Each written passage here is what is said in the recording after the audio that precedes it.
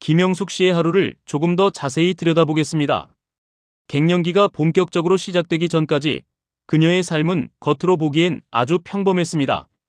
아침 6시에 일어나 남편 아침 챙기고 간단히 집안 정리하고 마트에 다녀오고 저녁 준비까지 합니다. 큰 무리는 없었습니다. 문제는 몸은 움직이는데 마음이 따라오지 않는 상태가 서서히 시작됐다는 점입니다. 처음 신호는 아주 사소했습니다. 아침에 일어났는데 개운하지 않았습니다. 예전엔 커피 한 잔이면 버텼는데 요즘은 오전 십시만돼도 기운이 쭉 빠졌습니다. 계단 몇 개만 올라가도 숨이 가쁘고 갑자기 얼굴이 화끈거리며 땀이 나기 시작했습니다. 김영숙 씨는 그때 이렇게 생각했습니다. 아, 나이 들어서 그렇지 뭐. 여러분도 이런 생각 한 번쯤 해보셨죠? 그런데 문제는 여기서부터입니다. 갱년기를 나이 탓으로만 넘기기 시작하면 관리가 아니라 방치가 됩니다. 김영숙 씨 역시 그렇게 흘려보냈습니다. 병원에 가면 괜히 약만 먹게 될 것 같고 주변 사람들 이야기 들어보면 다들 그냥 지나간다고 했기 때문입니다.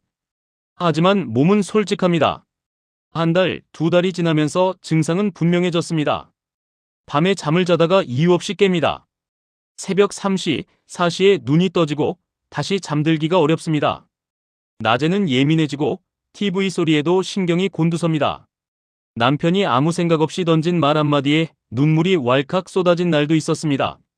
그날 김영숙 씨는 화장실에서 한참을 울었습니다. 본인도 왜 우는지 몰랐다고 합니다. 그냥 너무 서러웠답니다. 이 시점에서 많은 분들이 착각을 합니다. 내가 마음이 약해졌나? 우울증인가? 아닙니다. 이건 의지의 문제가 아닙니다.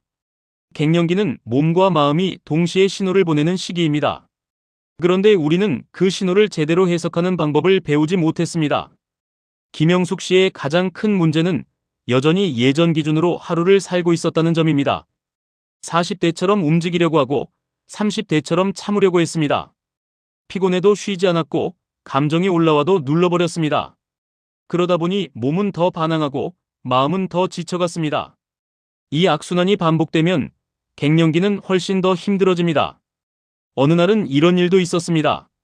마트에서 장을 보다가 갑자기 심장이 빨리 뛰고 숨이 막히는 느낌이 들었습니다. 혹시 큰 병은 아닐까라는 생각에 겁이 덜컥 났습니다. 그날 처음으로 병원 예약을 했습니다. 검사 결과는 큰 이상이 없었습니다. 의사는 다시 말했습니다. 전형적인 갱년기 증상입니다. 그 말을 두 번째로 듣는 순간 김영숙 씨는 오히려 더 혼란스러웠다고 합니다.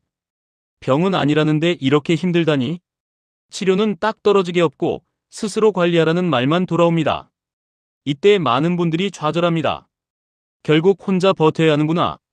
하지만 여기서 아주 중요한 포인트가 하나 있습니다. 갱년기는 참는 사람이 이기는 게임이 아닙니다. 방식을 바꾸는 사람이 편해지는 시기입니다. 김영숙 씨는 그 사실을 몰랐습니다. 그래서 계속 같은 방식으로만 버텼습니다. 이 시기에 그녀가 가장 많이 했던 말이 있습니다. 예전엔 안 그랬는데. 여러분, 이 말이 나올수록 힘들어집니다. 갱년기에는 예전과 비교하는 순간 자존감이 급격히 떨어집니다.